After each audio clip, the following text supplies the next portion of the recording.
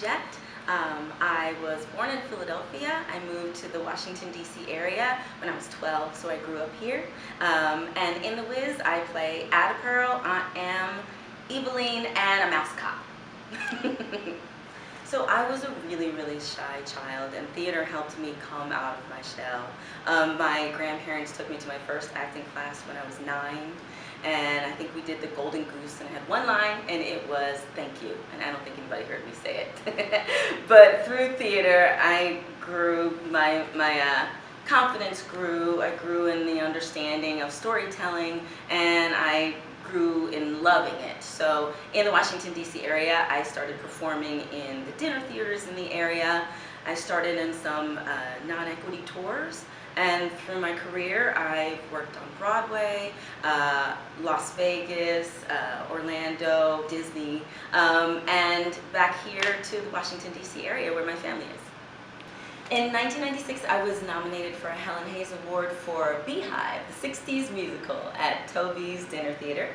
And in 2008, I was nominated for Kiswana Brown in The Women of Brewster Place, the musical, which was a story by Gloria Naylor. That it was a wonderful opportunity to be a part of the beginning of that show.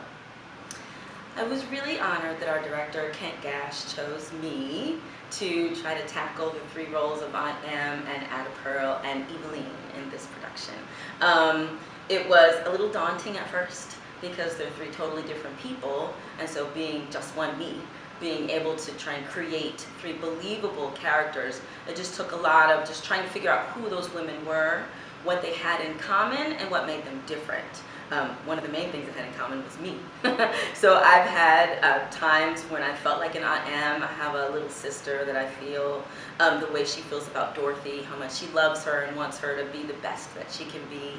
As Ada Pearl, I have my wild and kooky moments where it's just fun being in a moment, enjoying the music and enjoying helping someone get on their way in their journey. And you know, as Eveline, sometimes it's all right to be a little, a little stronger, a little evil in the way that you get what you want. So it was a lot of fun. It was a lot of work creating those 3 people, but in doing it and in the run, it's been fun to help them become believable people, hopefully. So what did you use as your reference points for each character? Let's see. It was a lot of me for Aunt Em, like I said, my relationship with my little sister, and just how I want her to know that she's amazing no matter what, even if she feels like she doesn't fit in. Ada Pearl was a lot of Nell Carter, actually. I've done Ain't Misbehavin' a couple different times in my career, and just the joy of that music, the music of like a Fats Waller influenced sound, and being able to just enjoy the horns and the big band and in the storytelling. And in Eveline, I want to say there's a little bit of Jennifer Lewis in there. Just the fact that you're unapologetically you, and you can have what you want when you want it. That's kind of where I'm coming from for Eveline. She just so happens to run a candy factory, and she likes her toys. Well, I believe that the roles were originally created around specific actors, so they kind of just let them do what they did. But then taking the material and bringing it now and trying to put myself in it, it was a lot more of, okay, well, who are these people originally, and who do I know from my mind as what they look like? So it was just a whole lot of journaling, Okay. a whole lot of trying things out, and sometimes they worked and sometimes they didn't. I think the similarity is that she's a businesswoman. So her business changes and her approach to her business changes. But you know, in our storytelling, she runs a candy factory, and it's candy, but she's very serious about what she does. And she wants everybody to get on board and do what she wants. So it was like the hearts were some type of symbol or symbolism or something.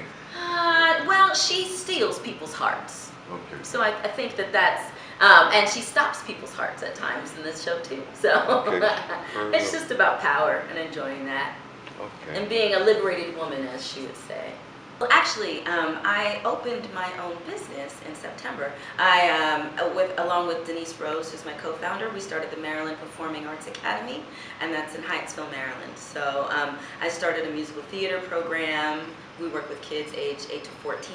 So after this production's over, I'm going to go back, put my other hat on, and work with kids in musical theater and dance and voice. We have some summer intensives coming up, but that's where I'll be performing mostly. I also write, so we write the shows and direct the shows and produce them, so.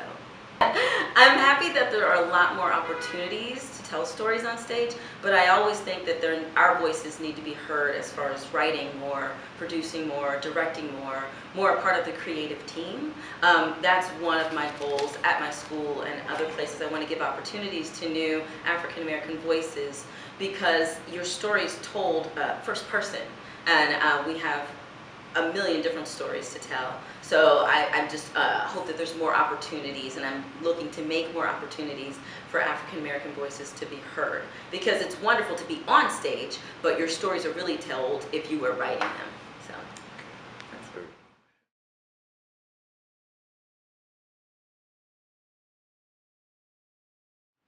My name is Monique Majette. Thank you so much, Quiet on the Set magazine, for having me. And we want you to bring your friends and your cousins and your mamas and your uncles to come see The Wiz at Ford's Theater until May 12th. And come see me at Maryland Performing Arts Academy. We have great programs for musical theater and dance and voice for kids from 1 to 99.